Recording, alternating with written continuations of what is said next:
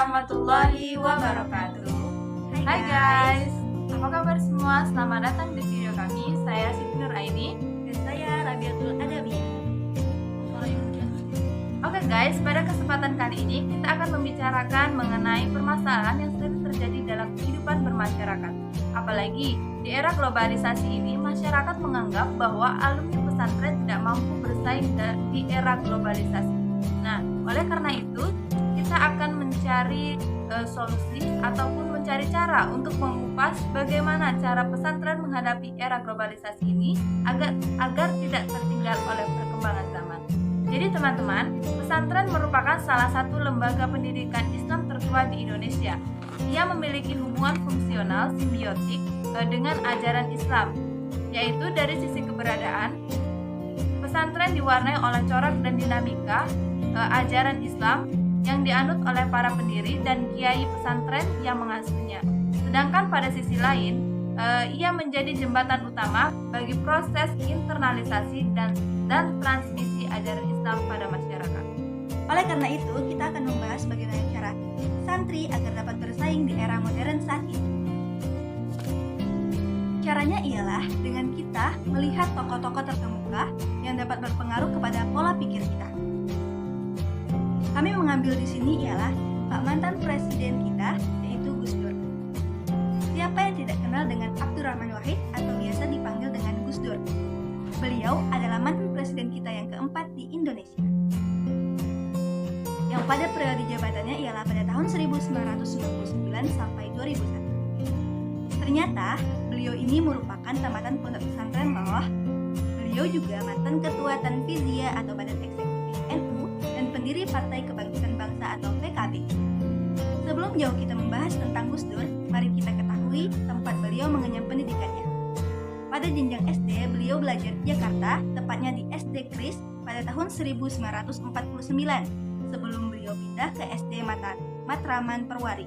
Beliau pindah ke Jakarta karena sang ayah ditunjuk menjadi Menteri Agama atau Menak, dan awalnya beliau lahir di Jombang dan tinggal beberapa waktu di sana. Selanjutnya pada jenjang SMP, pada tahun 1954, Gus Dur lanjut ke jenjang SMP, namun dia tidak naik kelas. Lalu dipindahkan oleh sang ibu ke Yogyakarta untuk meneruskan pendidikannya dengan mengaji kepada Kiai Haji Ali Maksum di Pondok Pesantren Krapyak dan belajar SMP di sana. Selanjutnya, pada jenjang SMA, setelah lulus dari SMP pada 1957, Gus Dur pindah ke Magelang untuk memulai pendidikannya di pesantren Tegarrejo.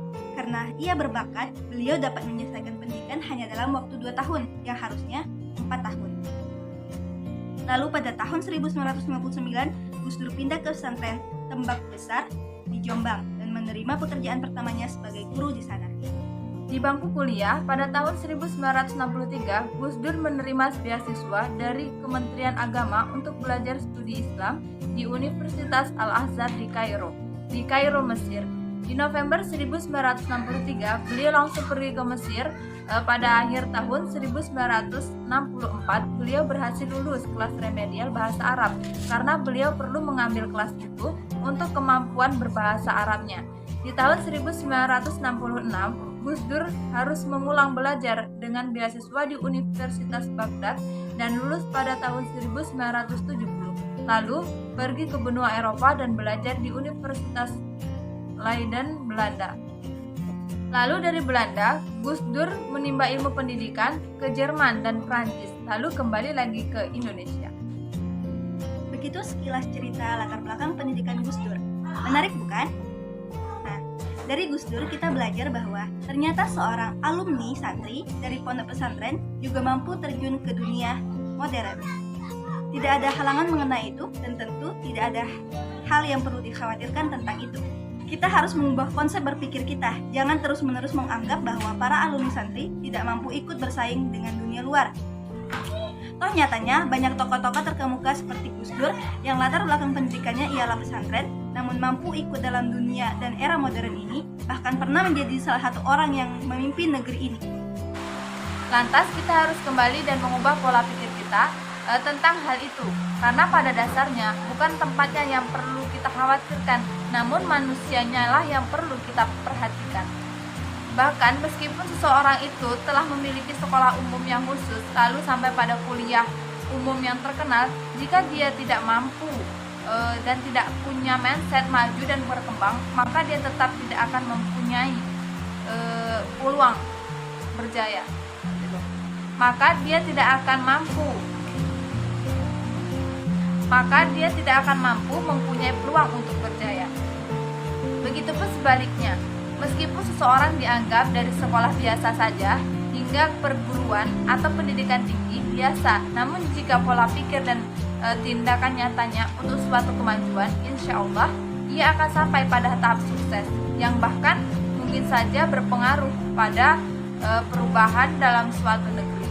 Jadi sebenarnya begitu banyak hal yang harusnya menjadi motivasi dan inspirasi kita untuk mengubah pola pikir kita dalam menganggap pesantren dan para alumni santri tidak mampu bersaing di era modern saat ini.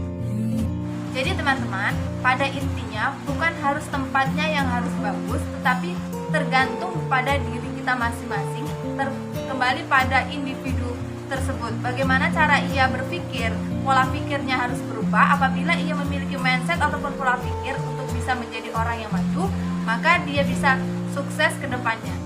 Begitupun sebaliknya. Sekian, Semoga bermanfaat. Terima kasih telah menonton video ini. jangan lupa untuk tekan tombol like, Komen. subscribe agar kami tetap semangat untuk membuat video selanjutnya. Kami akhiri dengan wassalamualaikum warahmatullahi wabarakatuh. Bye guys. Dadah guys.